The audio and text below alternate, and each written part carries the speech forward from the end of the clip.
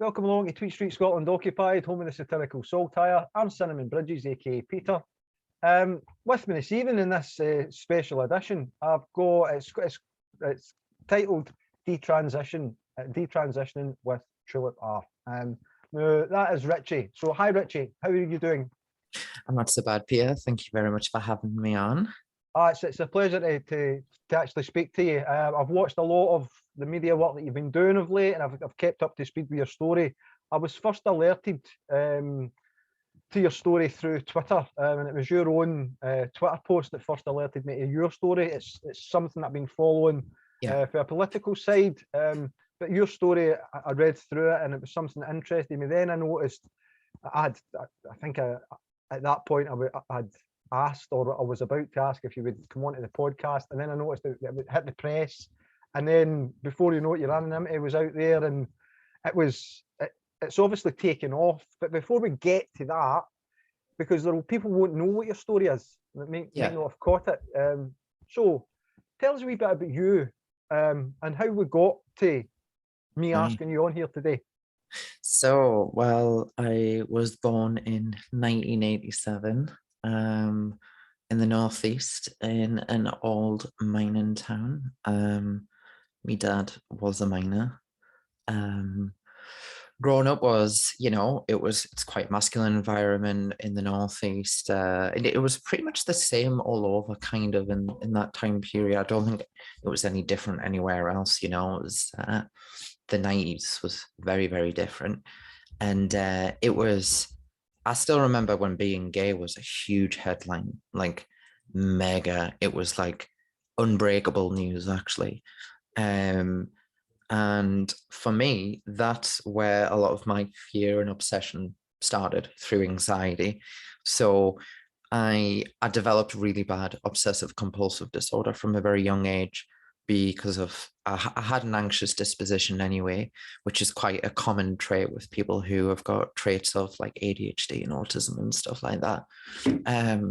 But that got made worse by the fact that I kind of knew from quite a young age. I don't know exactly when, but I knew I was different. I knew I wasn't like me elder sibling. I wasn't like boys generally. I wanted to be a little bit more like the girls, but I didn't feel like a girl. I knew I was different. And then as I got older, I came to the summarization I was gay, but that still happened at an early age, and that really did inform me OCD.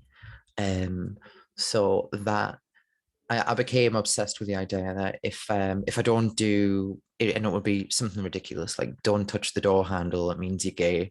Or if you're walking up the stairs, if you don't press back 2 steps and go up 1, it means you're gay. Everything meant that was gay. I didn't want to be gay, I really didn't, but I knew it. And that drove us to be extremely anxious, quite withdrawn. It also meant in first school I was a little shit. In middle school, not so much. I was really, really short, like really short.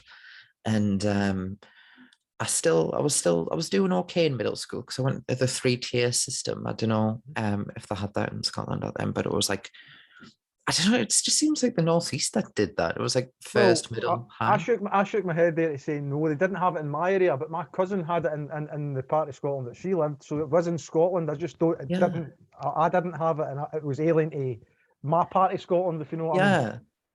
It's so strange. Like a few counties over that people have never even heard of it. I'm like, well, that's weird.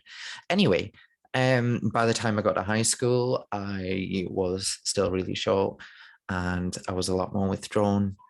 So I was in a 3-tier system, and by the time I got to high school, I still hadn't went through puberty. Everyone else had, and I was really short. I was really fat.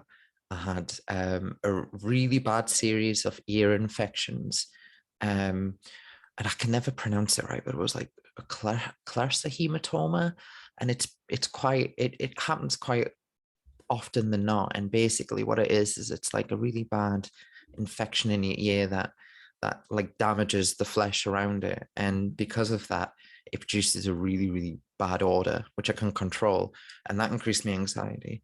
And home life wasn't 100%. That increased my anxiety.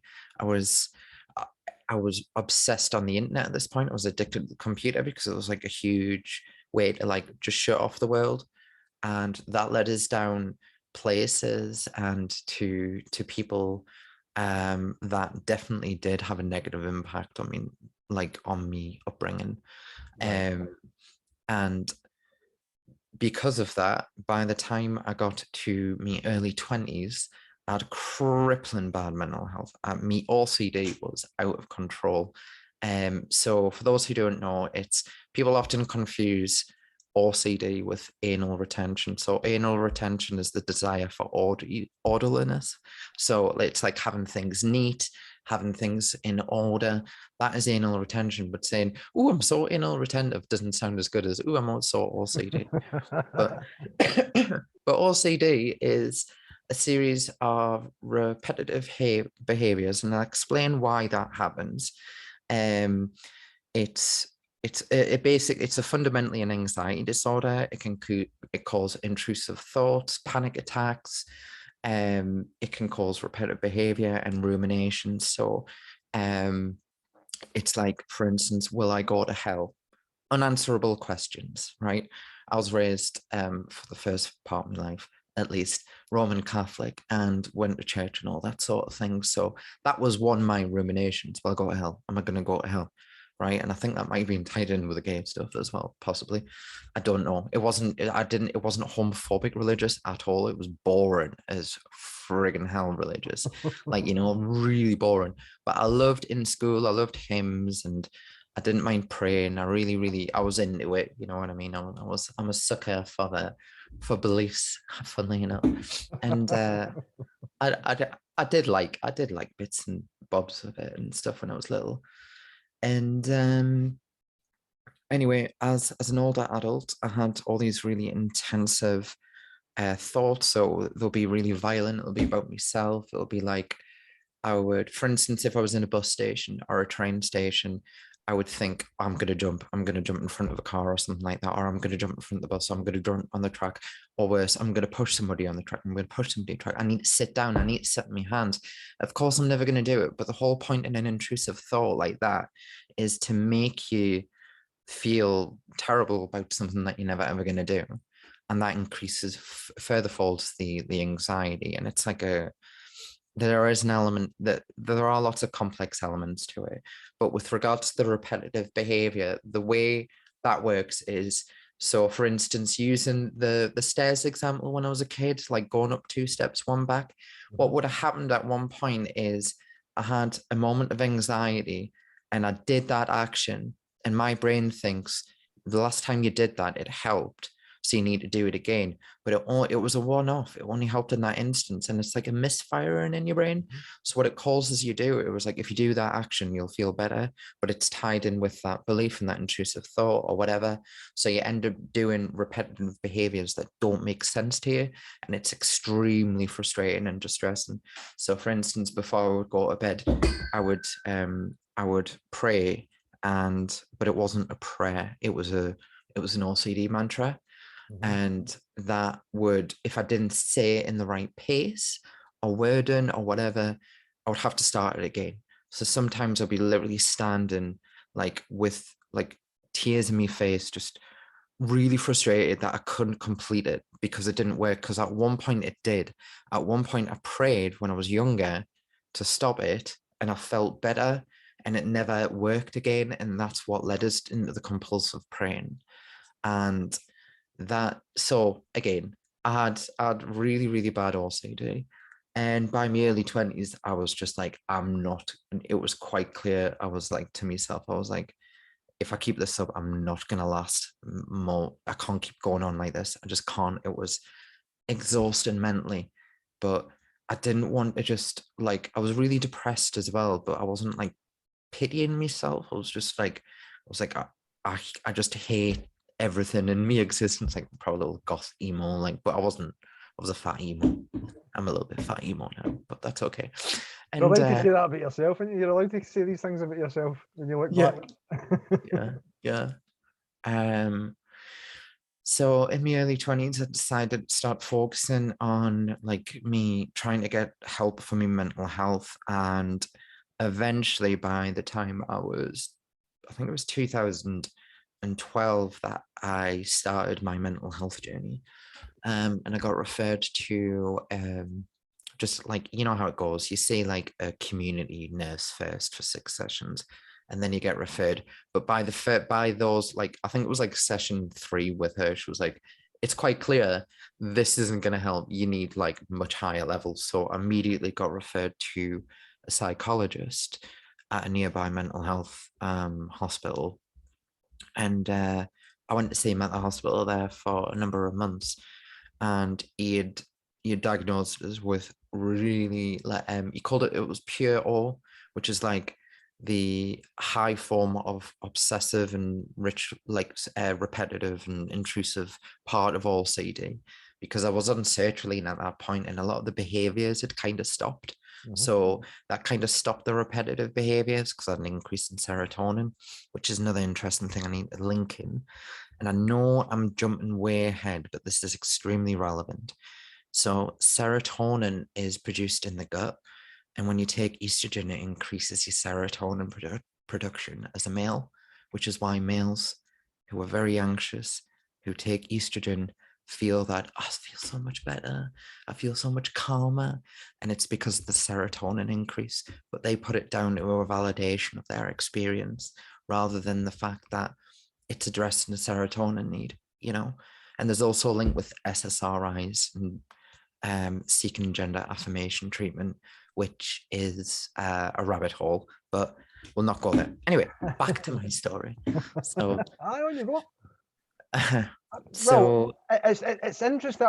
Just while we were taking a pause there, it's interesting that coming through that and just listening to the issues that you had anxieties about, the area in which you were growing up, the mining village, the upbringing, and you mentioned that your safe space or you were driven to.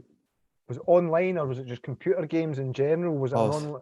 Right, so you were driven into to that, and did you seek solace for what other people were saying within those chat rooms and within those games that you were playing? Right, yeah, because so I think that's something that's relevant is hopefully when we come on to the later part of your story, and it's something that we can maybe point into the younger people or the younger generation that maybe targeted or targets for some of the things that you've witnessed.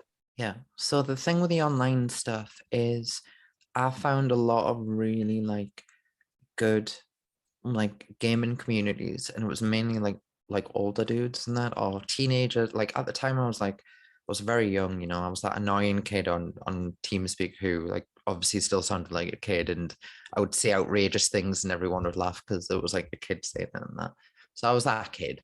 I had a shit internet connection, so I couldn't really play the games with them. They were all on like T1, which back then was like 1 meg line, which was like cable. And then I had me shitty 56K and all that, and I couldn't do anything with it. But anyway, these guys were like, if I had a positive male role models, they probably would have been in these gaming communities, and they were very like good with us and patient, but also it was like, you need to fuck off now because the adults are speaking sort of thing. It's like, and it'll be like, does your mom know you're still online and shit like I did generally feel like they were watching out for us. So as I got to about 13, the timeline is so blurry, but it was like 12 to 14 and it happened around then, and I'm pretty sure I was younger. Anyway, I went on to I was going on chat rooms anyway because I was obsessed with chat rooms. I was obsessed with MSN. I was obsessed with ICQ, which is internet relay chat. IRC, which is what Discord is built on. So it's a form of like just internet chat and communication. And but it was like a very early stage.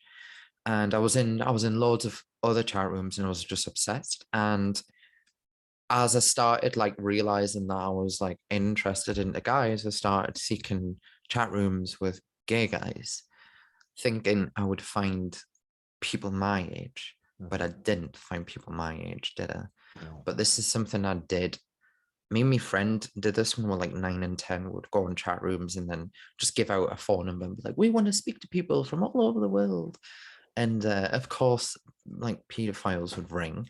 Yep. So it was really fucked up, but I didn't know what I was doing. Parents didn't know what the internet was capable of. They've got no idea. It was new for them, as new as it was for us. And unfortunately, because I was a very trusted individual back then anyway, it led me to these chat rooms to explore myself, and that led into coercive relationships. I say relationships, it was more like a dynamic. And that was not a good time. And I think that did inform a lot of my anxiety and depression as I got a bit older, and my self-esteem. And I already had the beginnings of an eating disorder, and it made that worse. And I just got really fat as well, because I hated my body, like because of I felt immense shame as well, because I wasn't 100% sure what I was doing. Again, going back to when I got older, so I've got really bad OCD and stuff, and I went to the doctor when I was like 23-ish and told him me OCD symptoms, and he gave us sertraline, which I'm still on now, the SSRI, and that definitely did help with the like repetitive behaviors, and it did dial down the intrusive thoughts, but it only works for so long, and then you had to up the dose, and I'm on the max dose at the minute, and it's I can feel, or especially over the last 2 or 3 years, and I think this is a significant part of the detransition stuff, is it led us back to ruminate and question.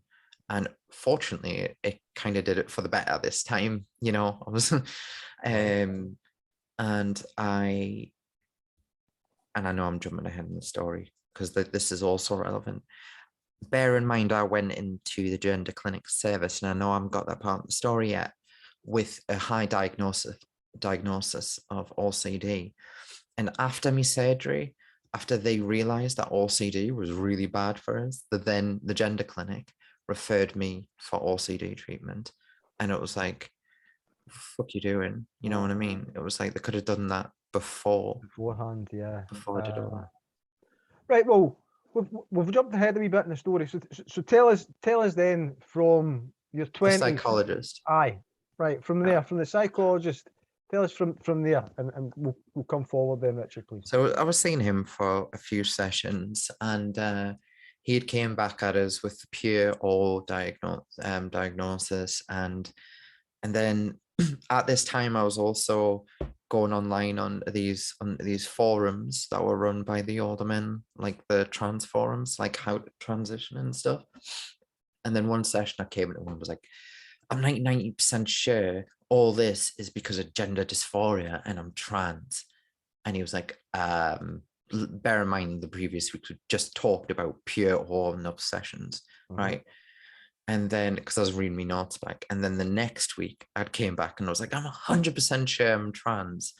And then he was like, again, he reminded us of the obsessive stuff. And I self-referred to the GP, but obviously they had tied in with him, and he gave his opinion, which was, I'm basically, obsessed and stuff. And I should get treatment for the OCD before I progress with anything else. So anyway, I went to at this point, because the idea had been implanted into my brain heavily and self-affirmed, and I was posting my picture, and keep in mind, it was only like 25, and I had a late puberty, and I naturally do have like quite a feminine bone structure anyway, and I do have I know I've got an estrogenized face now, but I did always have soft features, is what I'm trying to say. Well, and can I lighten this up a wee bit here, because I seen a post on Twitter the other day where somebody says, they posted a picture of you looking like a famous Scottish singer, Charlene Spiteri, and you put a wee laughing face at the bottom. So that was why I was kind of want to bring that. Oh yeah, I heard that one. I saw that. I really thought that was funny. Yeah, I just thought, yeah, you went at the gender clinic, there was one, this is what I want to be the singer from Texas. You know, give us one of them. So Sorry, I thought, on you go, Richie. Sorry. yeah, no, I thought it was really funny. Again, I don't take any like personal, like, oh, that hurt, like when I read something. But if I read something funny, I think it, like, I laugh at that. You know what I mean? Well, But I had a detransitioner, somebody called Shapeshifter, who's been oh on yeah, YouTube. shit. I had them on 2 3 weeks ago, and they say that they've got to kind of try and look for the humour and things, because there's so much that's happened medically, and It's what like the they've got to go saying, forward. You've got to try and see the humour in yeah. things now. That was what Shape had said to us. If you're not laughing, you're crying, kind of. Yeah. And it's like, I would rather, I know it's a very dark subject and a very Oh, dark definitely. experience, but humor's got a way of introducing uncomfortable topics too. You know, it's why comedians can do it as well, or even if it's an unfavorable opinion, it's like, I'm not doing this to be a comedian by any stretch of imagination, but it's like, it's also self-comforting to me too, and there's that degree of dissociation from it as well, where you know, there's a lot of complex different things happening, but I think what some people expect with detransitioners is we're just sat here crying and bleeding our hearts out and stuff, and it's like, we have been through that ourselves, and we got to the point where we're like, I'm done feeling all that shit. I need to talk about it now. I really need to tell people what's happened. I need to tell, and it's not to say I don't have grief. Of course I do. Who doesn't anyway? But I feel like I'm in a much stronger position now than I was. And I still have my bad days. Who doesn't? But it's what I'm trying to say is I'm not impacted by the shit that is said online about it. I really don't care. And when I find something funny, I'll laugh at it. And that singer thing was funny. It was because Well, I seen your wee laughing face reply, so I thought, well, maybe I'll try and bring that in, especially with having the Scottish theme as well. I thought I'll try and get it yeah. in. No, hopefully you're going to get onto this, but I would like to ask you, what sort of support network do you have round about you? So I've got a detrans males group which I'm part of. I've got the detrans Reddit group which I'm part of. I've got me friends who are supportive. I've got some family members which are supportive. I've got all the people on Twitter, all the parents groups, GenSpect, Paid Bayswater.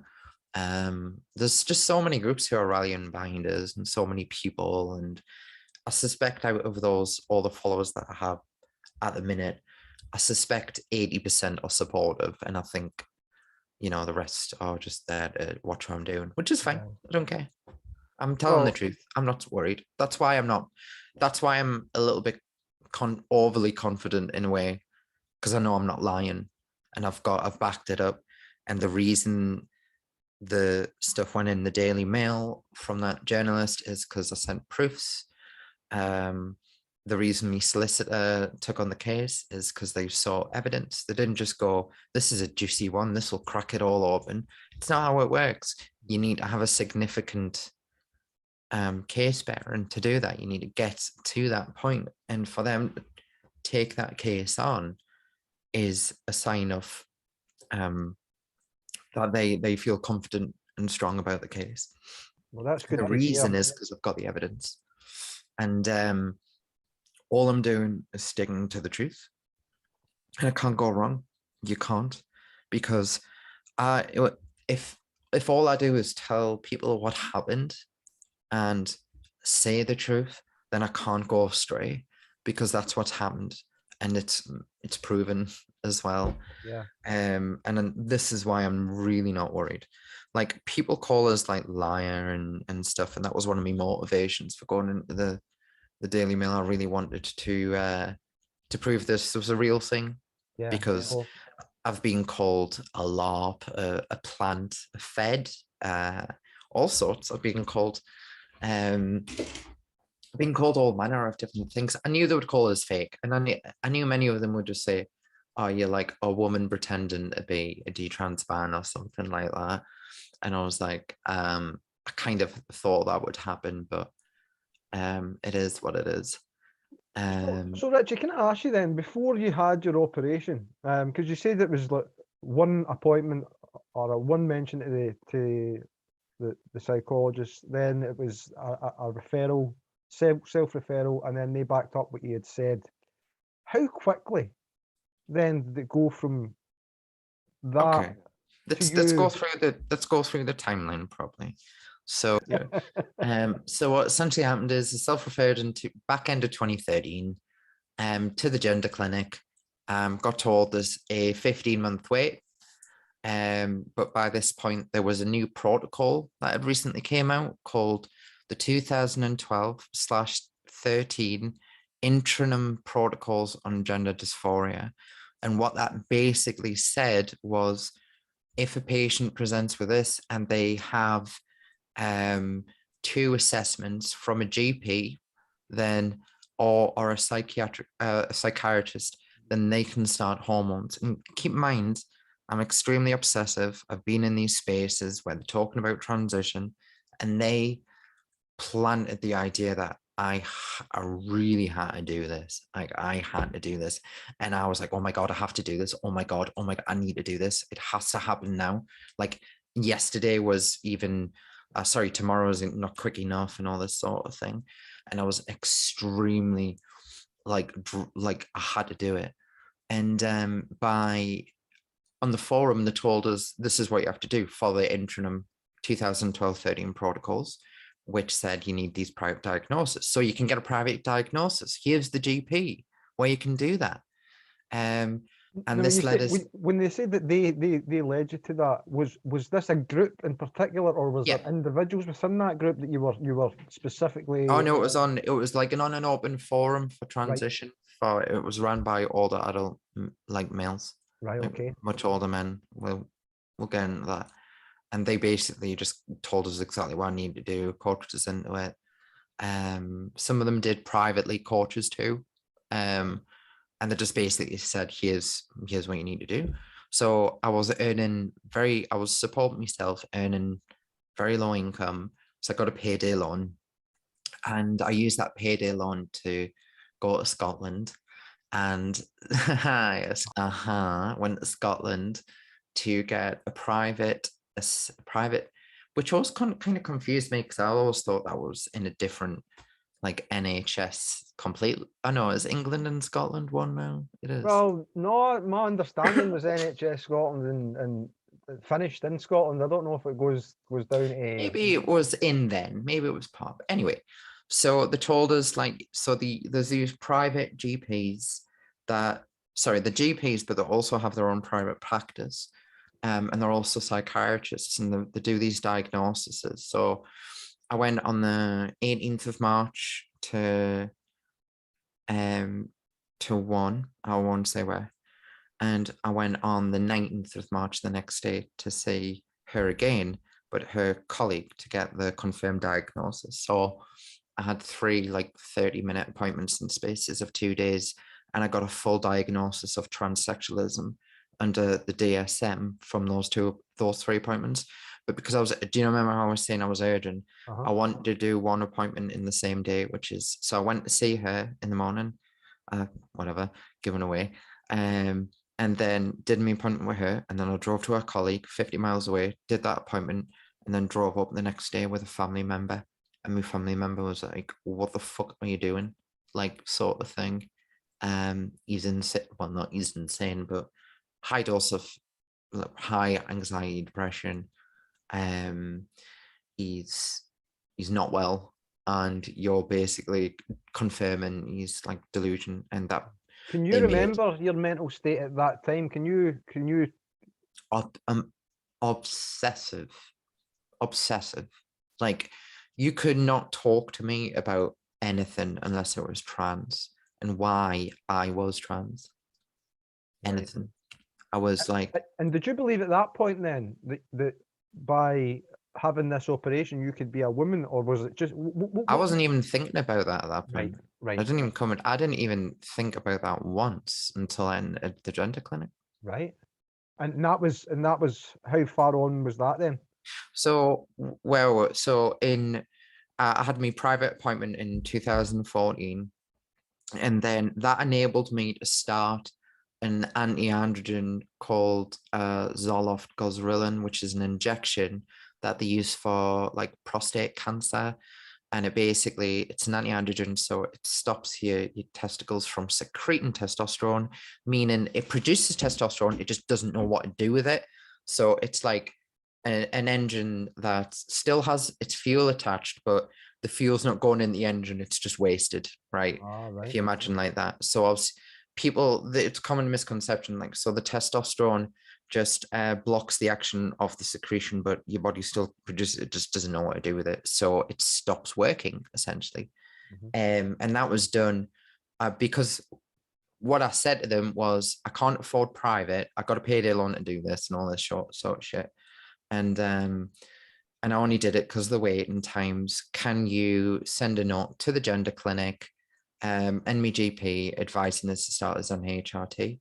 And then they basically sent the recommendation to the GP and the gender clinic with the guidelines, the interim guidelines, saying that I could because I had the assessments and I had the diagnosis confirmed of transsexualism, even though I'd like, anyway, it's another matter completely. And the started is on the blocker, and I was only on the blocker till very late 2014 because the gender clinic were reluctant to start us on estrogen without saying us, which fair, but I was only on the blocker, meaning I had no hormones in my body for about a year and a half, nothing, because I was blocked completely because I couldn't start the estrogen. And when I did eventually start the estrogen, it was the start you on a very low dose. And I don't know what's up with me, if I've got some insensitivity to hormones, but it just didn't take. So I wasn't even registering any levels for about 2 years.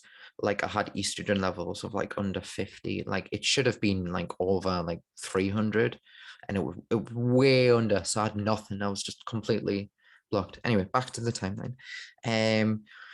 So I had me first, because the waiting list and all that, I had me, they were able to like sign us up for like voice therapy and all that sort of thing, but not the actual therapy. So I did only voice therapy and that as I was waiting. And by February-ish 2015, could it be March? I'm sure it was February though. I had my first psychiatric assessment at the gender clinic. That was the first time I saw a psychiatric person. And the first question she asked us is, do you want gender reassignment surgery? And I was like, I think so. I'm not sure. I don't know. And it was like, the way she was phrasing it was like, I would eventually change my mind about it and sort of thing. And it was like, yeah, I think so. I think so. I do. But what I said at that point was, I want some time to work it out in therapy.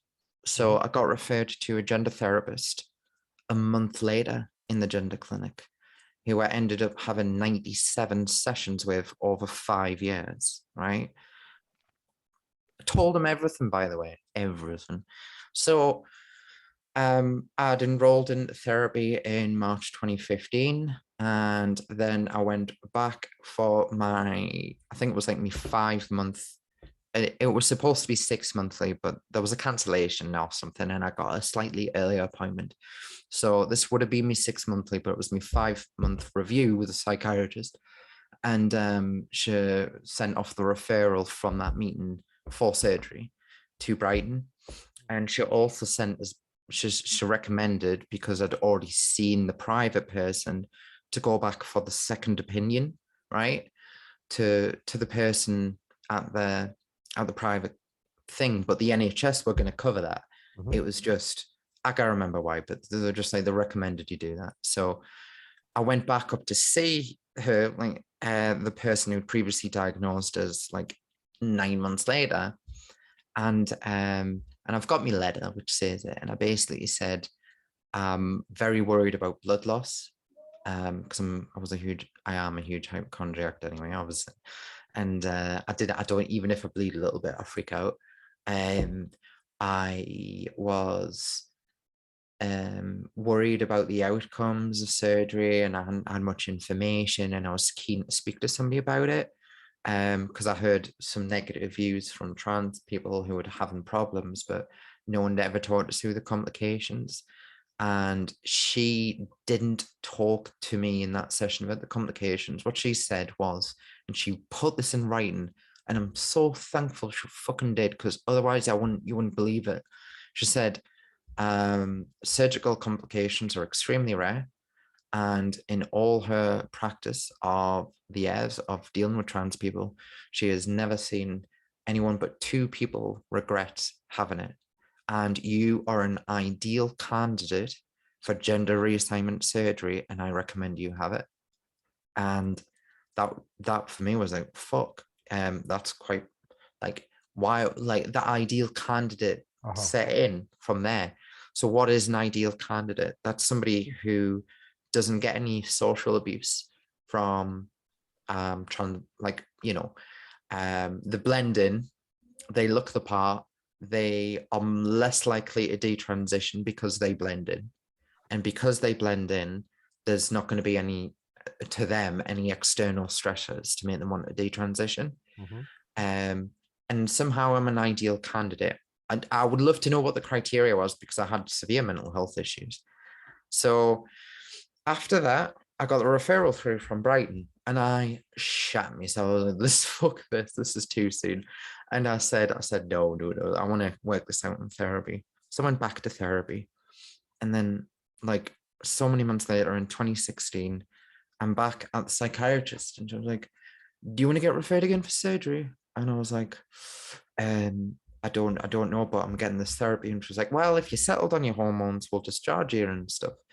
And your social transition, because if you don't need the surgery, you don't need our service. And I was like, I'm getting therapy at this point. I was like, okay then. And then I came back, like, I think I rang her back or something. I was like, yeah, refer us. And then I cancelled it again in 2016, and we had the same dance in 2017. Bear in mind, throughout this point, my therapist was writing to my GP fairly regularly and to the crisis team about me wanting to kill myself, because I was, not because I was in the wrong body, not because of gender dysphoria, I just plainly wanted to kill myself. Like, no reason. I was just like, and it wasn't like depressy sort of war me, I'm calling me friend, I think I'm gonna do it. It was like, I'm looking at people that look after me cats, which was a huge red flag for them, because I love my cats. And I was like, I've organized somebody to look after me cats, and I just want to say thank you very much for all you've done. I don't think I'll be at next week's session, and all this sort, like, things like that. Or I was raising really, like, it was obvious I was like Red suicidal flags. and shit. Yeah. Richard, do you mind me asking, was that the first time that you've ever felt suicidal in that respect?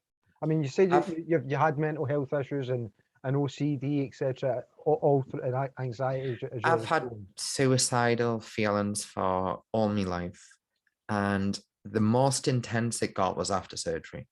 That was the most intense it got. But I did have significant suicide feelings in my early 20s. Like, I generally felt like I cannot be bothered to do this anymore. I was like, I understand why young men 25 to 44 the highest suicide group. I do.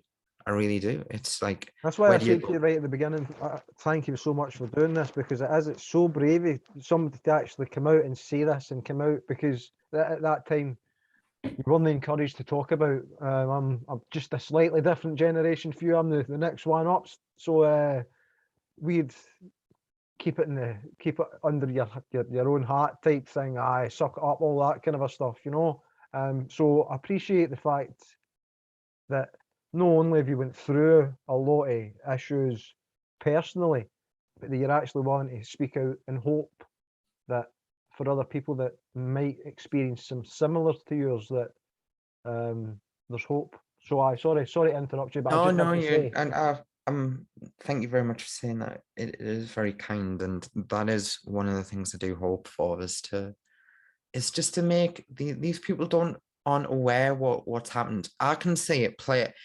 You know, hindsight's a bitch because it's 2020 and you can see it in perfect vision, right? And it's like looking back, especially with me medical notes, because that's when I started, like very early this year is when I really like thought, well, this for the first time ever, like I take my part in the blame, but there were safeguards there for a reason and they weren't executed.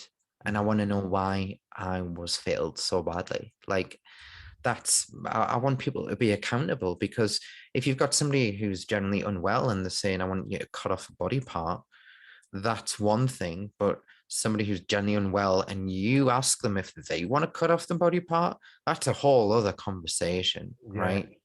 And the fact that they were like, wait, like, I don't know if they even realized what they were doing when they said, if you're not here for surgery, we're going to discharge you when I'm in the middle of critical therapy, you yeah. know. One Especially of when me, you say that you were feeling so suicidal at that point, yeah, I and was, that was why you were at, or you felt that you were yeah, getting the therapy. It must yeah, have been, again, I can't speak for you, but being in the mindset that you've got, there's something that you need to try and address, and for somebody, well, that's what you're here for. Will discharge you.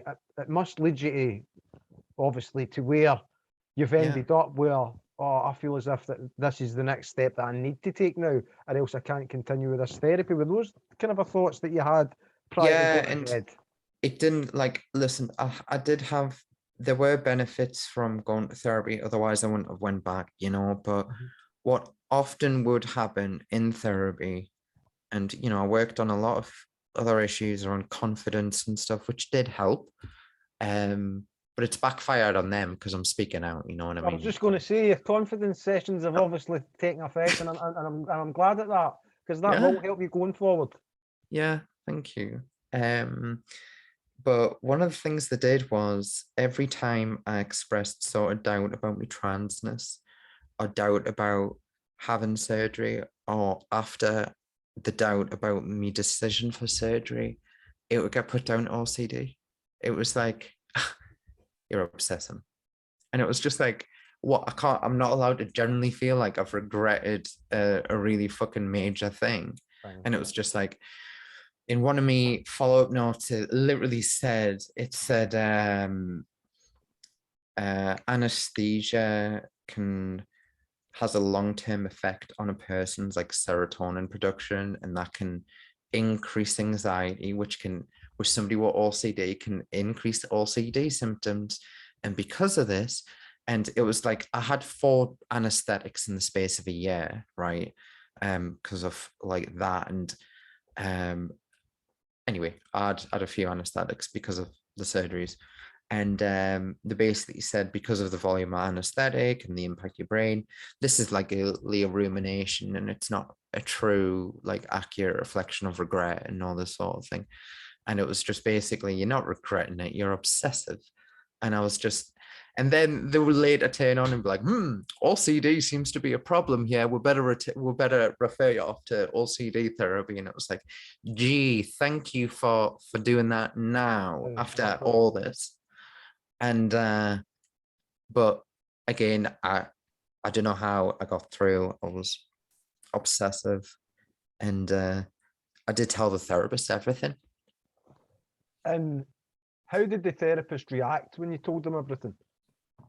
Well, I told them everything in the context of what, like, I didn't keep any secret, because some people are thinking like, you lied and you hoodwinked them. And I was like, I had a lot of therapy for a reason, Yeah. you know. And it was like, I told them every detail that I was able to talk about, and all the significant things that were very relevant, like, you know, growing up in the homophobic 90s and even the early 2000s was pretty homophobic. Like, you know, like working class environment, Northeast, not a lot of money, You know, you don't get a great deal of culture up here, I'm afraid. Yeah. I do love the Northeast, but back then it was particularly more isolated, and the internet wasn't really a thing. So, very, very difficult place to grow up if you're a little bit different, which I clearly was.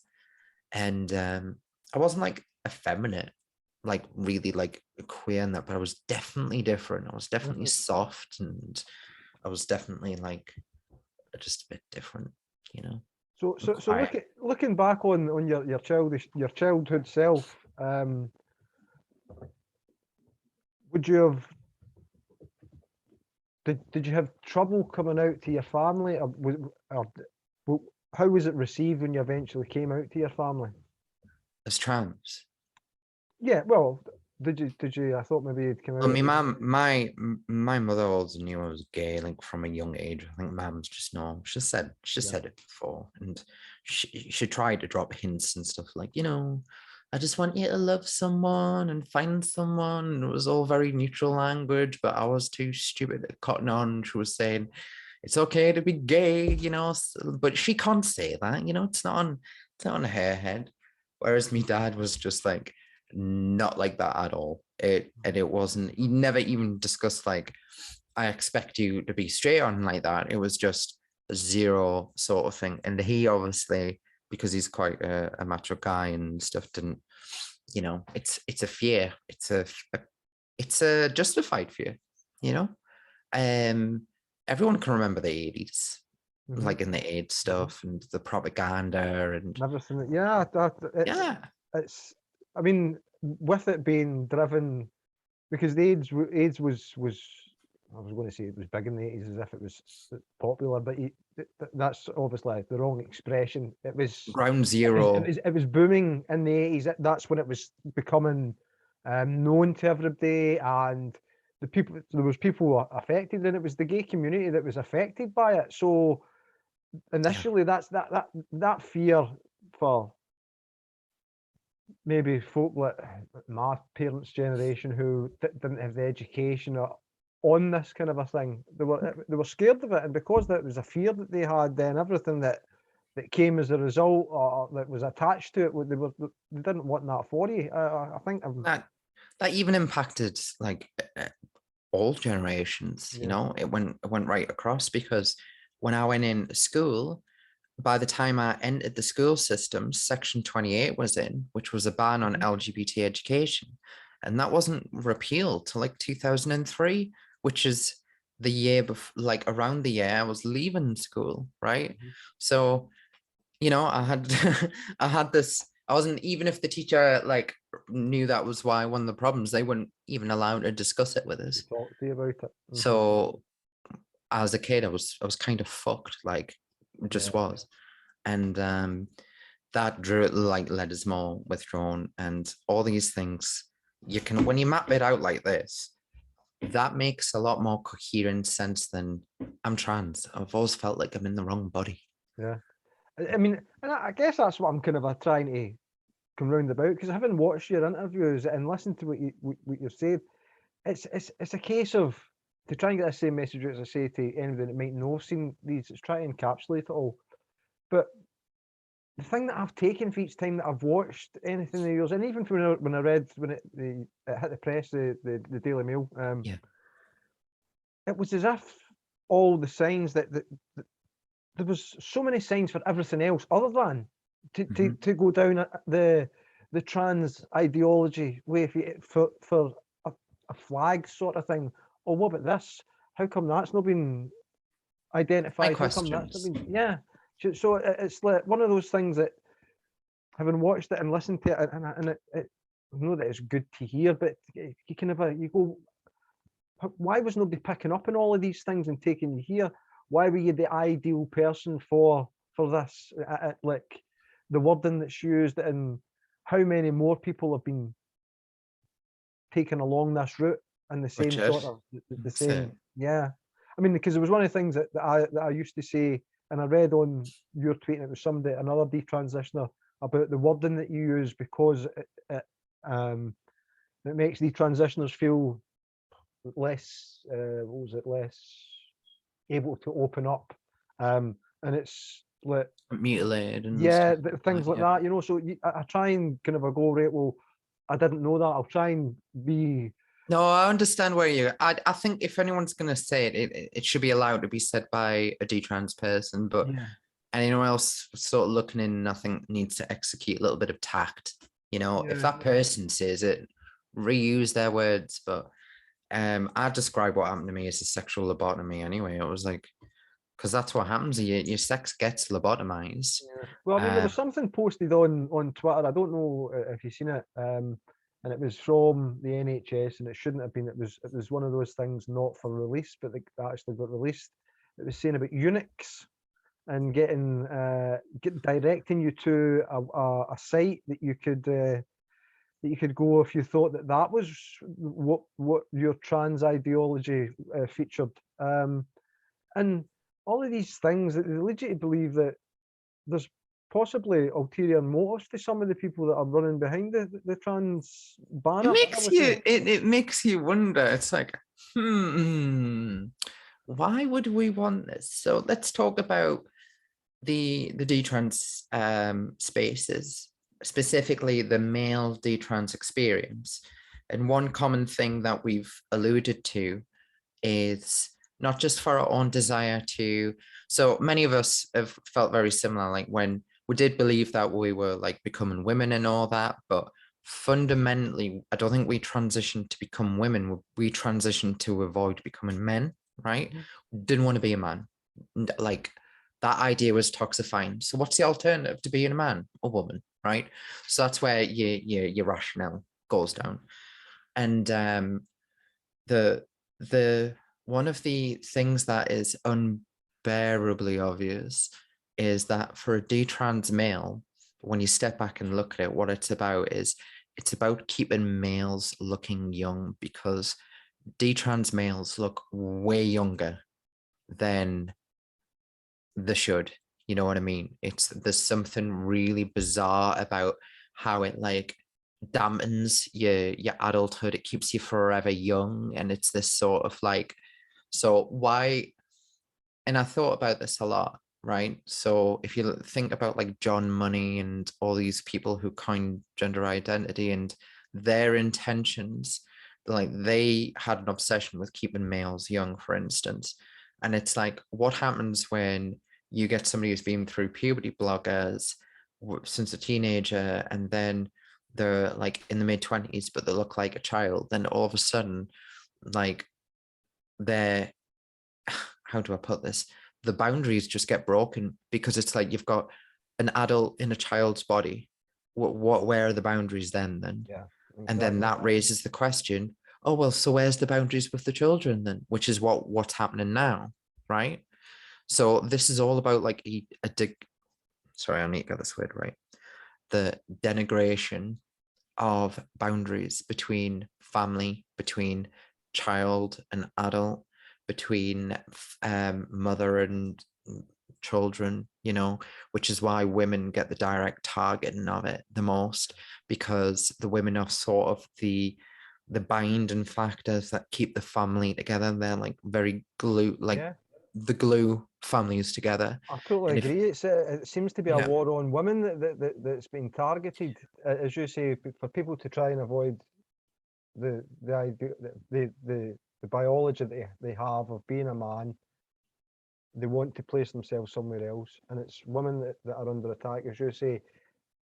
The trans ideology, if they can keep somebody looking young, break the boundaries between the family. I mean, it's a multi-pronged attack on the society and culture that we know it. yeah. So one of our major tenets in Western societies, which is shared in all Western countries, is family. We've got a strong, like it's a common thing for many big cultures, but for us, like the Christian family is a fundamental subversive part of our culture. So you have families that are not religious at all, but they will christen their children. They all have wedding in churches. They will go to funerals, and they will sing hymns, right? Yep. And that is because that is the fundamental basis of a lot of our core beliefs in society and in Western life, which is why it's been denigrated and attacked. And that is why many people start turning towards religion, especially conservatism, because in conservatism, that can be fueled by, because they have beliefs that are aligned with religious beliefs too. So who's pushing it? Sorry? Who's pushing it? Who's pushing it? There's many, I think there's like many key players, individuals with their own personal interests, people who've got too much money. And I also think there's a lot of opportunism in the way. I don't think anyone's like, any group of people have sat down and twisted the mustaches and thought, haha, here's a plan for society. I think it's just been one thing after another that has been capitalized on, as it happens in capitalist countries. They take an idea that can be used for gain, for profit, whatever that idea is, and it blows up. And gender transition's one of them. Right. Well, I'm going to ask you this, because this is happening in Scotland at the minute, right? The Gender Recognition Reform Bill. So I've got a wee card here. This arrived the other day. I'm going to read from it, and hopefully I'll be able to share it online at a later time once I scan it. What does the Gender Recognition Reform Bill have to do with me? The proposed law will allow anyone 16 and over in Scotland to legally change their sex. No medical diagnosis is necessary. You sign a legal declaration saying you are a man or a woman, and this must be respected. You can change your birth certificate to the opposite sex. No one can ask if you have a gender recognition certificate that states you've changed sex, except for very limited circumstances.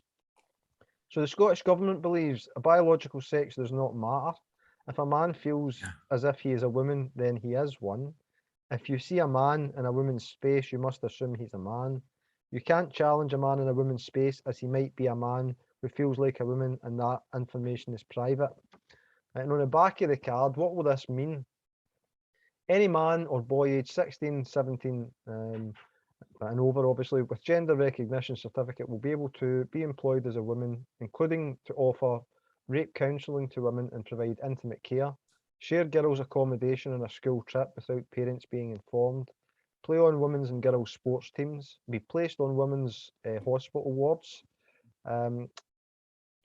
So what's your thoughts? Can I just interrupt and say, I think there is a clause in the Gender Recognition Act in the UK, and I don't know if this impacts this legislation, where it says that under the bounds of positive, I can't remember what it, like constructive discrimination, which is when they basically say, we're going to exclude you because of this characteristics, because we're allowed to, because it's like a church, for instance, if not allowing non-Christians to do something, for instance, or more appropriately, you might have domestic abuse shelters and stuff that may still be able to use that clause where they can say, despite the GRC, the gender recognition, they can still reject you. But I don't know if that legislation coming in will supersede that. Well, that's what they're trying to do in Scotland, which is kind of really stupid in my opinion, and I don't understand why you would want to push so hard to access that service in particular, when the likelihood is like to be a rape crisis counselor, for instance, is very, very specific. For instance, that's because there is one in Scotland. There is a self-identifying a man who identifies as a woman who leads Edinburgh Rape Crisis. Right. Who got into that position by telling lies, by the way. That's not unlike somebody with a comorbid cluster B personality trait lie the way into a position of power like that. Yeah, I mean, do you find that when you were going through, before you got to having the operation, do you find that there was a lot of people there that had ideas that weren't They weren't what you would class as 95. Not sure who or what you mean. What, look, some of the things that they don't, they're only doing it to gain access to women's spaces, where you've got people that are just trying to get other people to go through the full procedure when they've got no intention of, like the bad faith actors, so to speak. There's a lot of weird people on the internet. Right. Yeah, but within the groups, have I you ever think the met any of them? communities, the trans community is worthy of scrutiny. It really is. I don't know if I'm the person to do it. Maybe I will, maybe one day. But whatever I do when I scrutinize trans people, will be seen as anti-trans. Everything I do is seen as anti-trans, I suppose. But it's undeniable that there are people within the community, a small number. I've never done a census, but I've seen the behavior come up time and time again, where it is extremely controlling, manipulative, abusive. You've got grooming occurring, older to younger. The attack on, so the whole thing with the attack on women is that serves the purpose of denigration, but women aren't the victims in the sense that they're the ones who are being targeted. Who's being targeted are you young people. They are the targets. Women are the obstacle, right? Destroy the obstacle, you get your target. So young people are extremely susceptible to these ideas. And I think I'm just trying to surmise what I'm trying to say with this. I'm trying to be careful, but Take your time, Richie. I don't think it's as straightforward and as easy as I would like to say that it's all this direct thing, but there are very, very like innocent people in it too. And we've got to be careful not to say that there's like some grand overarching conspiracy. There may well be complex things at play, and there are definitely complex things, and it's so complex that it doesn't do it justice just to reduce it to one statement or one theory. There's a lot of overlap and elements to it. But like, for instance, the people in the gender clinic, I don't think they're looking at trans people as much as possible. I think they're just they believe they're helping, right? They really do. And I don't think they are, like, people may disagree, but I don't think they are terrible people for what they're doing. I don't think they're doing this with like viciousness. I think it's just misguided completely. And that's not how you should be doing mental health care. That's not how you should do any healthcare. Do you think it's? I mean, I've done podcasts with people before. I had Buck Angel on. All right, yeah. Cool. I've had Buck on twice. A friend of the show, will say. And like, I think society doesn't have an issue with transsexuals and people who wish to live as the opposite, or to present as the opposite sex.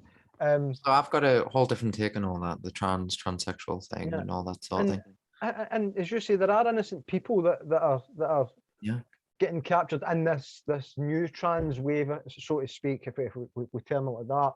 And it will be people that are captured that are scared to speak, to go against the grain now, because we're in this and we don't want it, because then we'll be seen as this. We've seen other things, like yourself, you've seen the other side. So, and again, it's coming back to your bravery as an individual, the fact that you've seen the other side, you've experienced something that's unimaginable to myself. It's like I couldn't. It's one of those things, But and you're actually trying to help people avoid that. That's exactly what I'm doing. Yeah. So again, it speaks to your bravery as an individual that you're coming out and you're well, no, I'm doing this. And if there was more people, hopefully, that see you now and they'll go, well, yeah, we can do this. It's no too late to kind of a step back and consider even what we're doing, rather than kind of going headlong. So again, to your bravery for actually waiving your anonymity and coming out and saying, well, no, hold on, wait a wee minute. So, like, I knew I was gonna get called or like fakers and frauds and easily dismissed because it's like it would just be put down as a fake story, especially when it come out of like Mail on Sunday. But the power of working past the shame and just sticking with the truth and being honest is just so unbelievably effective. I had no idea how effective the truth actually is. Like, it's insane. Because it brings into question a lot of things, and the reaction is going to be bad. They are going to be repelled. They are going to put me down as anti-trans or whatever, but I'm not. I don't dislike trans people. I just think that transition has been missold on a mass scale. And I think it's not a case of that we've got some people who are truly transsexual and not. I think it's a case that transition is the only ideal solution for some people, right? And that is just a statement of fact that even if you take all these problems that people have, so for instance, gender dysphoria is often viewed as a one issue, but I view it like a house, and all the issues are the bricks that build it up. Right. And you can't just say you've got gender dysphoria. You have to look at each thing, and if you do that, you might be able to work past the pain, and you may be able to work past the disconnect with your body. You may be able to heal through that, because there's a belief that you possibly can't, but you might be able to. You might be able to get some degree of resolution. You might not. And for some people, it could be that they're unable to achieve that resolution. Therefore, transition makes perfect sense. But that's not what happens. What happens is, so I would view like medical transition as like option like 15, right? Out of all the choices you've got to do first. Like, and it's like that should be the final consideration. Yeah. Like, especially things like surgery. It should be like, you need to go through all this before you do it, because this is forever. And when you've got somebody who's obsessed, mentally unwell, and dealing with a whole host of other issues, they do not understand permanency, because they are not in the state to do that. And when you wake up from your delusion, because I'm not saying trans people are deluded, I'm saying I was delusional, right? I was mentally unwell for a long time. And again, not making the connotation that trans people are unwell, but I had very bad mental health. And when I started being able to recover from that, which it's going to be a lifelong process, whatever. I just came to the realization of what had actually happened, and I came to the over time I came to the idea that transition obviously has been missold to a lot of people, and that came from being in the detrans community and everyone having very, very eerily similar stories, extremely similar. Like, it's almost like a script. And I see loads of trans people who have got this as well, and it's just like they hate me so much because it's like it causes them the question, have I actually done the work, or have I jumped to an obsession and fed that obsession? And I do believe out of all the people that are trans, it's not of benefit for, they say it's 97% get benefit from it. And I do not believe that for a second. If it was that beneficial, there would be no trans suicides at all.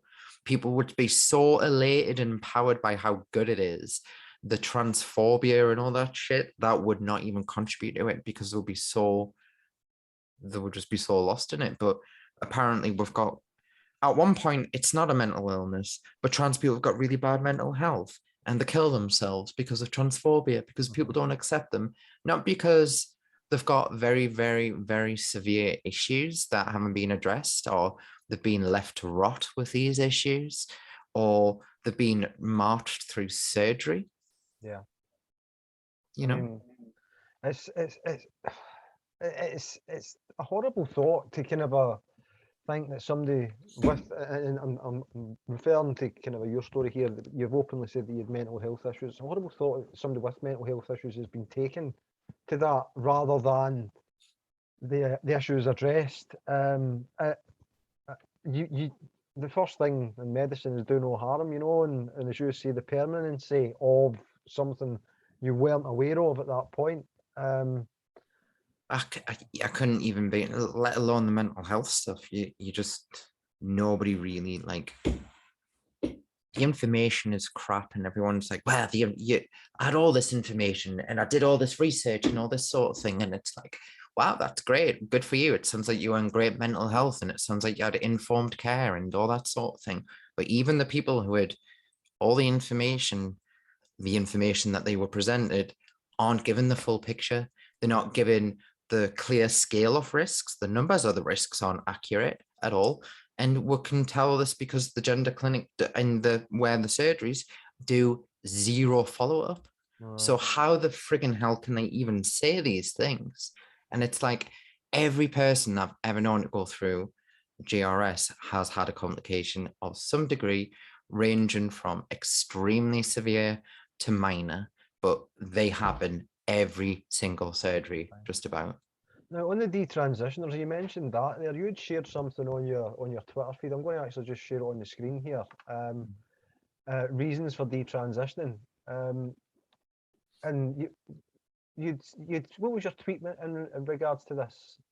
So I wanted to, I'd realized I had a lot of eyes on my account, and I was thinking, and I was just looking through posts at what would be the one that I want people's attentions to grab. And I was like, okay, this is something that I'm seeing everywhere, which is people, detransition is extremely rare. And when they do detransition, it's because of discrimination. Now, I want you to look at this graph. Now, on my Twitter, on this pinned post, somebody's asked where this information is, and a link has been supplied in there. So I encourage you to read it yourself. If you look at the bottom, the reasons for detransitioning, what's right at the bottom? Discrimination. What's right at the top? Realized my gender dysphoria was related to other issues, health concerns, transition did not help my dysphoria, found alternatives, unhappy with the social changes. That could mean a few things. That could mean like they don't like the fact that, the doors aren't opening for you automatically when you transition from a woman to a man, because men don't open doors for each other. Whereas like little stupid things like that. Changing political views, dysphoria resolved itself over time, comorbid mental health issues related to dysphoria solved, unhappy with the physical changes, lack of support from family surroundings, 13%. It's so low. It's like, I had an accepting family, I'd accepting family members, and a great support group from friends. I was able to blend in. I could even do the voice. I'm not going to do the voice, but I could do the voice and everything. And I had no issues out and about whatsoever. That wasn't why I detransitioned, but that's what people say. It's from transphobia. It's like, it's not, friend. It's because we realized this was a crock of shit and we're being betrayed. And the data's there and they don't want to say it. So I want to show them it, because I know trans people are looking at my feed, and I want to dispel that lie that detransition happens because we've had such a horrific transition experience, and we did it because we didn't really blend in and everyone was giving us problems. But it's really funny, like, to me, because it's like right now people still confuse us as a woman and stuff. Do you know what I mean? And it's like, how can you tell me I didn't blend in and stuff like that when you can't even get me gender right now? And I mean, I will say this, if misgendering is violence, trans people don't check my Twitter, because I get misgendered like crazy, right?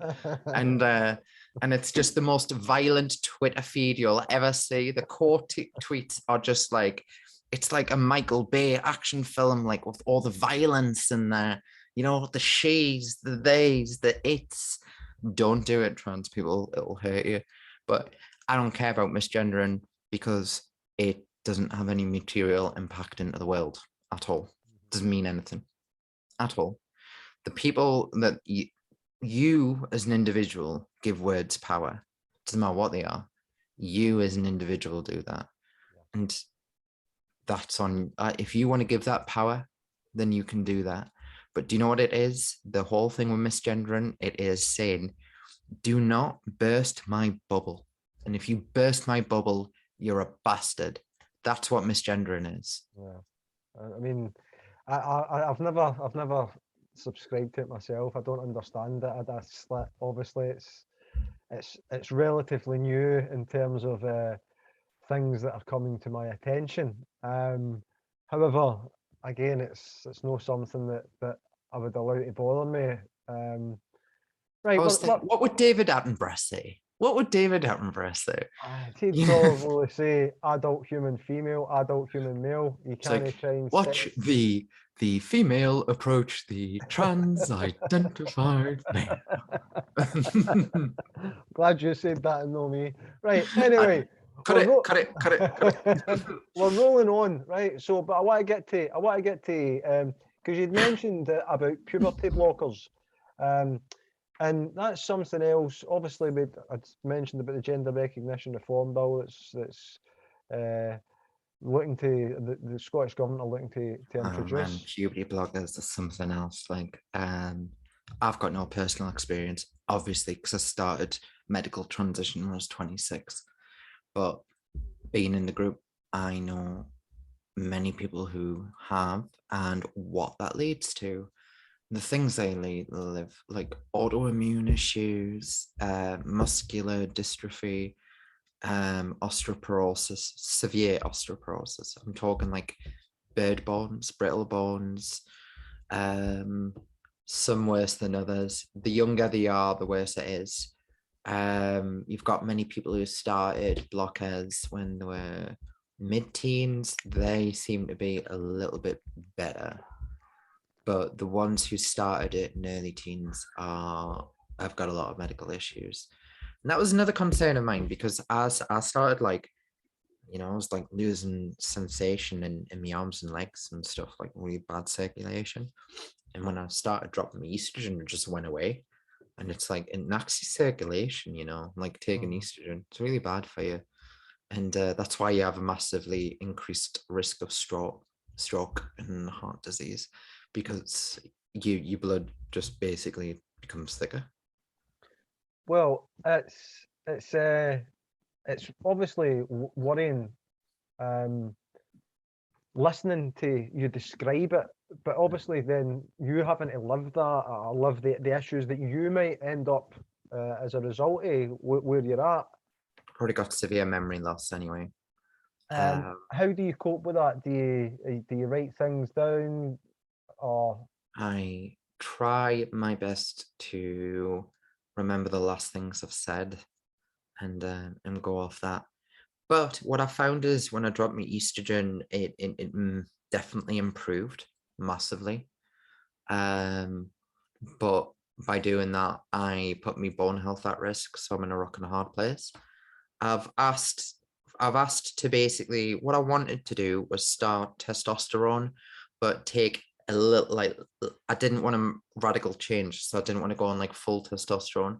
I wanted to take a little bit of testosterone, a little bit of estrogen for health, so I didn't have to undergo another radical medical change and be a guinea pig in another experiment. I was like, bare minimum, no more surgeries. What do I need for health? Like, because being on high level estrogen certainly isn't helping like me, and going on high level testosterone in detrans males who are post-op, that presents a lot of issues. So one thing you've got, imagine you haven't had a sex drive for a decade, more or less. It's because this is what I talk about sexual lobotomy, like kills your sex drive, completely destroys it. So what was just to recap,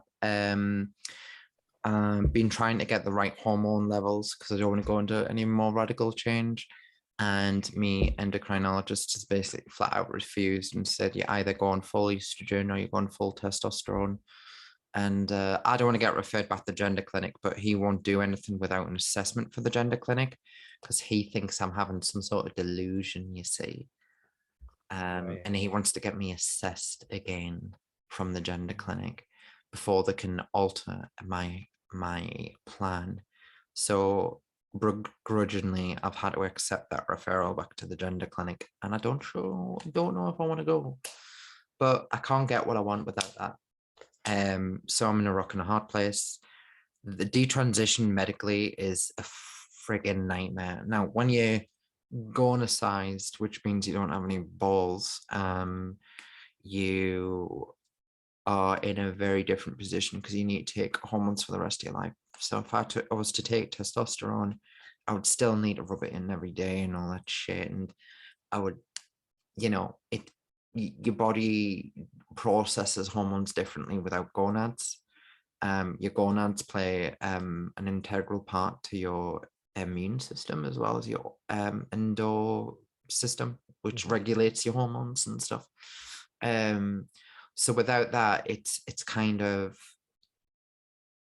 it's going to be hard for me to get any real change from that. And also undergoing genetic testing as well, because they think I might have some sort of androgen issue where it doesn't work anyway, which might be a contributing factor, but it may or may not come out. But either way, all that will mean is if it comes back confirmed that I do have some sort of androgen like insensitivity, which isn't uncommon actually for males and females, it all it will mean is they'll need to like reapproach how they treat me, like hormones and what hormones to give and stuff like that, which is why they're doing it. It's not just to be nosy or no. But if it's not, it's like, well, why the hell else is it? But we'll see. Bit of a ramble. But medically detransitioning. So they're like, the first question I get asked is, are you gonna have surgery to go back? And I'm like, are you fucking insane? Do you think I'm gonna touch a scalpel ever again? Like, I've made my bed. I'm gonna lie in it, and I'm gonna do what I can to resolve the issues that I have in time when I'm able and ready to. But I've had enough of surgeons and all that shit. I don't even want to think about scalpels for now, because it's like, it's like admitting like, oh, you've went through this gender affirmation machine. We can fix that with a scalpel. But that's the problem. This is what you try to do begin with, and it's like, no more. Let's just stop with the scalpels for now. Let's try to focus on the head stuff, and physical care for the stuff that I'm dealing with, especially the urinary stuff, which is really difficult. And there are other issues. Don't want to get too much into it because it's quite personal. But yeah, I get asked if I wanted phalloplasty, and I'm like, one, the reversal surgery for phalloplasty has got a very low success rate because I've looked into this. And also phalloplasty is absolutely horrific. It is 20 times more horrific than SRS for trans women. It's the most brutal set of procedures I've ever seen. Extremely high complication rate, extremely traumatic, and it's awful. I just wouldn't wish it on anyone. Like, why would I want to go through that again? And it's like, oh, well, you're not really detransition. I'm like, you don't understand that you can't just take the different hormones and that's what detransition means. Detransition is a mindset. It's well, I mean, it must obviously not been in your position, but let somebody try to think like in somebody that's in that position. It's the mindset now that you need to. You've obviously adapted. You've come through the other side, and you've adapted the mindset of, right, well,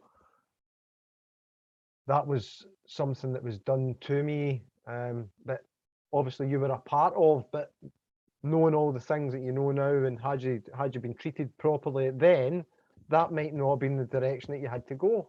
I mean, I've got every sympathy with people that are caught up in, as you say, the machine, the affirmation machine, or whatever terminology you use. And some of the images, I mean, I've got images here that I could display. I don't know if it would do any good, but they're very graphic, and it's some of these things, as you say, the phalloplasty, the low success rate, etc. When I spoke to Shapeshifter, they also, we'd mentioned this before recording, before we'd started recording, talked about certain things, you know, and they'd said the same.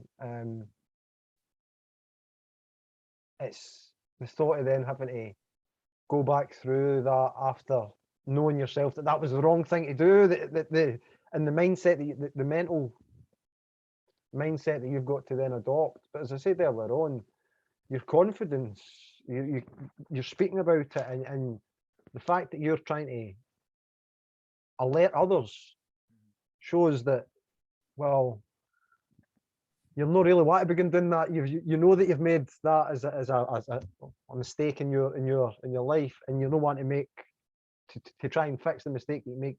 Go back to I think that. the biggest mistake for me was trusting the gender clinics. Yeah, that was the mistake. And there must be so many others like you.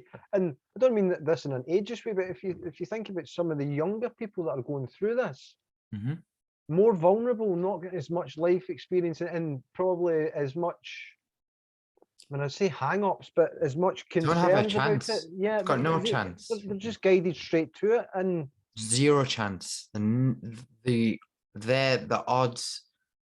It was stacked. It was stacked for me personally. It was stacked high, but for them as a general, like population, the odds are really not in their favor at all. It's there's going to be almost a generation that you think of that's potentially going to have issues. I mean, because obviously you don't want to go into the health issues that you've got, but there'll be. It's going to get worse. They won't be minor. It's not as if there'll be minor health issues. You know what I mean? Mark my words. This is the beginning. It's going to get worse. And when it gets worse, when these stories come out, especially following the inquiries to like the child gender clinics, the outrage is, and the grief is going to be insane. And I'm not being hyperbolic there. I'm really not. But people don't have a frigging clue how awful it is for, especially for like puberty blocked kids who are now facing like a myriad of like health issues now. Yeah, you've got there's all of these worries to come. I mean, there's been so many governments come out against the puberty blockers. The Swedish, the French, and yet now England. Well, England have as well, but the Scottish government are so keen to introduce this gender recognition reform bill, which would mean then that the 16-year-olds would be, and they're also looking at other things. Do you think they're doing it out of bad intentions? Yes, absolutely. Why? Well, I'll tell you what my reason is and why I think they're doing it. Scottish independence was very close to being a thing. You know, Scotland removed itself from the Treaty of Union, the voluntary Treaty of Union. Now, there's been a new referendum hinted at, and then hinted at this why has we been can't used have it. for political ammunition. Yeah, and I think that it's getting used to divide the Scottish people and the Scottish society, because the independence movement was motoring ahead, and then all of a sudden the Scottish government decided that gender ideology was the next big thing, which, and you had mentioned that women are not the target, it's kids that's the target. However, to get to the target, they've got to take away the obstacles, which is women, which means that there's a war on women so that they can get to the kids. And this is the way that I see it with the Scottish government. It's to split the independence movement, because there's 51% of the electorate in Scotland are women. So therefore, you're then going to be pitching families against each other. It's that to Trojan, as I said, it's like a Trojan horse. Michael is. Gove introduced something similar in Birmingham, and it was against the Asian community, where it turned people against within the Asian community because, and again, what wasn't the gender ideology to my recollection. However, it was something that would have impacted on Asian families. Now you've got this, that's, as we've said, Western families, the Christianity, the culture that they've survived through the decades and thrived through the decades is under attack. I think that there's something along those lines, and that's why the gender recognition reform bill is getting pushed in Scotland, to split families and to stop Scotland from breaking away from the Westminster Act that fall in the Union. So we're trying to, as a Scottish independence supporter, I want to be kind of a saying see you later to Westminster because we don't agree with their governance.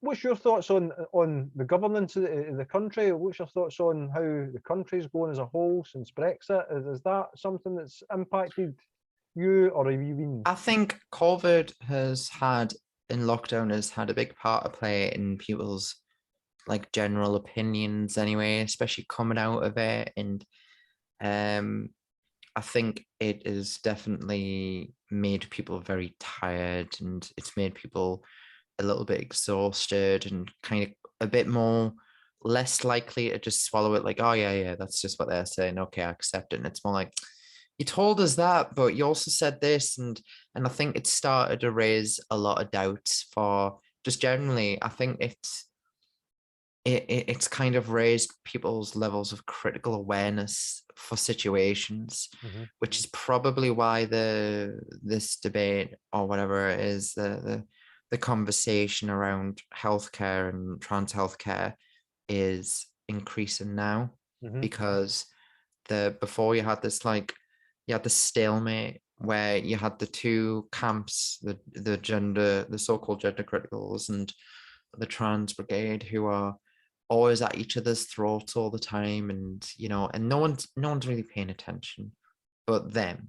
It's like, I remember I would talk to people about this and they'll be like, they have no idea that this whole discourse is going on at all. Like, it's a hidden world from so many people, and I would often forget that in transition. But lately, what's happened is that has burst out of those and it's spilled into the mainstream, and that's largely part to detransition stories. And there is an element of sensationalism with them as well. But I think that's been one of the key motivating factors for how we got here. Well, I'm looking at the time. I don't want to end the conversation because I could chat to you all night. You're a very affable, I'm going to say young man, because you're younger than me, right? You're the How old do you generation. think? You know how old I am, actually. Never You're mind. 35 or 36. Yeah. 35. How old are you? I'm 46. 46. Nah, you're not that much older, dude. Come on. I know, but I would say the generation doing. Yeah, you're a bit of a you're a Gen Xer, Aye. the forgotten generation. Thanks very much. But it's one of those things that, in listening to you, and perhaps if somebody had taken the time to listen to some of the issues that you were presenting with, it might have been a very different outcome for you. Would have been different completely. And the fact that we're here and we're having this conversation, I mean, obviously you've got a bit of an uphill journey ahead of you as it sits, but you're facing it with gusto. You're taking the right direction. You are taking the right action as far as I'm concerned. I'll be keeping a close eye on what you do, because I think there's been a lot of things wronged, and specifically in your story as well, and the capture of it and how things go, that people need to answer for the things that are happening. And there's going to be, as we've said, a lot of young people that will be caught up in this as well, that a lot of innocent people who are dragged along by association. And at the end of the day, the more people that are willing to speak up about it, like yourself, allows us to then go, right, we'll understand a wee bit better so that we can as a group, yourself, us, you'd mentioned the so-called gender criticals and the so-called trans, like try and find Middle ground. a middle ground somewhere that we can go I right. think Well, I think this is the role detransitioners need to play. It's point out, and this is what trans people and gender critical people need to accept. I'm gonna point out bullshit everywhere I see it. And sometimes it's gonna vehemently favor gender criticals because there is a lot of bullshit there.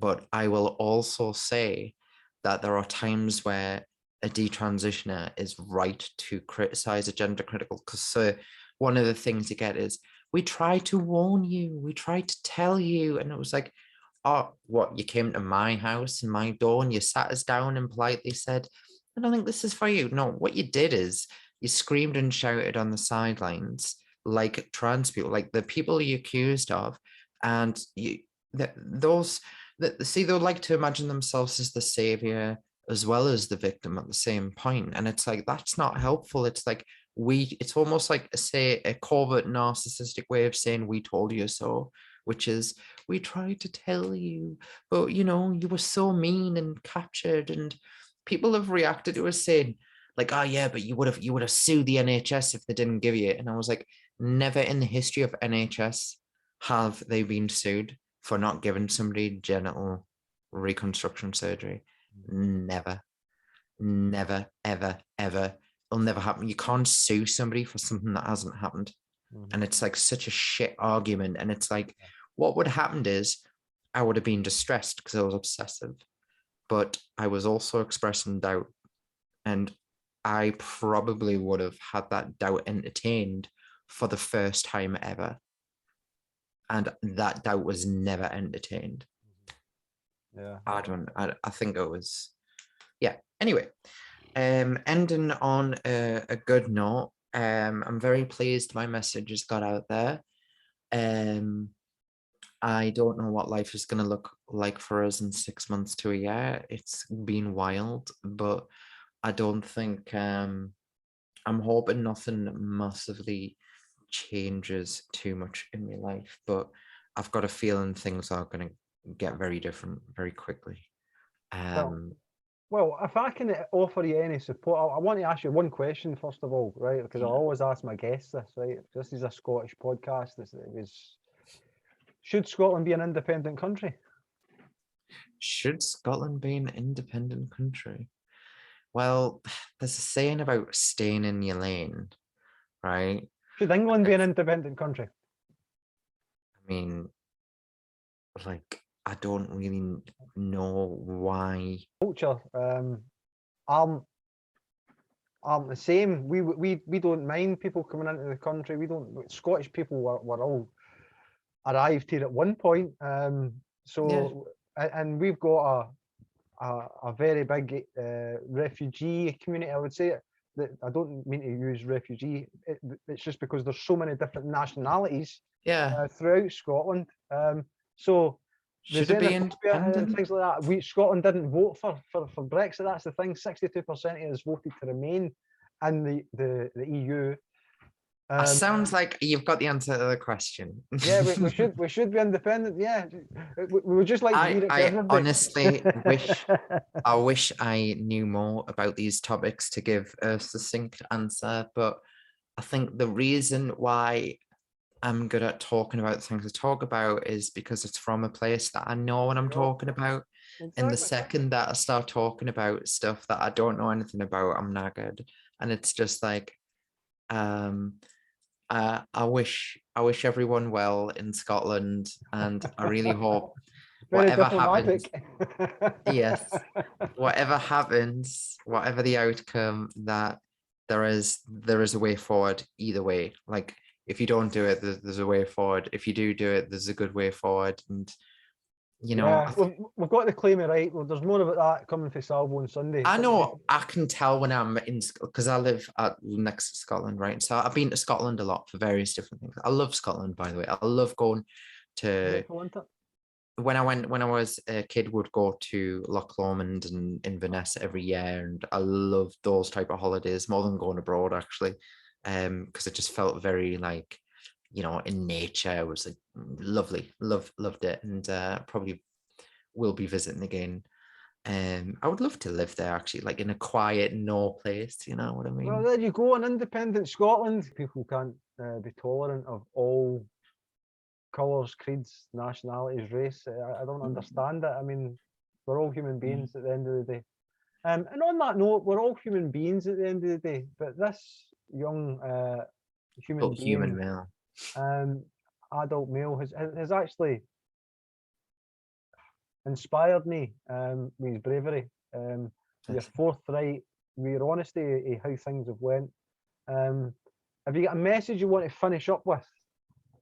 I suppose my message is to, in order to move forward with the conversations that need to be had, everyone needs to consider when has shouting worked, whatever it is, and when is the right time to execute assertive energy, to save that shouting and that rage and whatever it is you might be well justified to shout about.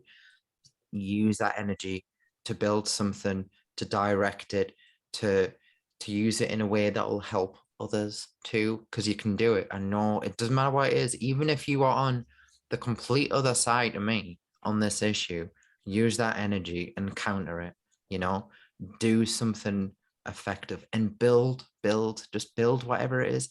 If it's a diary, or if it's a budget, or if it's a little like birdhouse or a cat shelf or whatever, build something, because like, or bake a cake, whatever, just make something. That really does, like, that sense of accomplishing a task is really good. And I think we've got too much into the habit of sitting back, being critical and not being assertive with that energy, and not putting that to good creative use, which I hope more people do. So it's a great message, an absolutely wonderful message to end on. So I'm going to say, if you tweet Street Scotland for the satirical saltire, for Cinnamon Bridges, from TullipR, Richie. It's good night for now, and thanks very much for tuning in, everybody.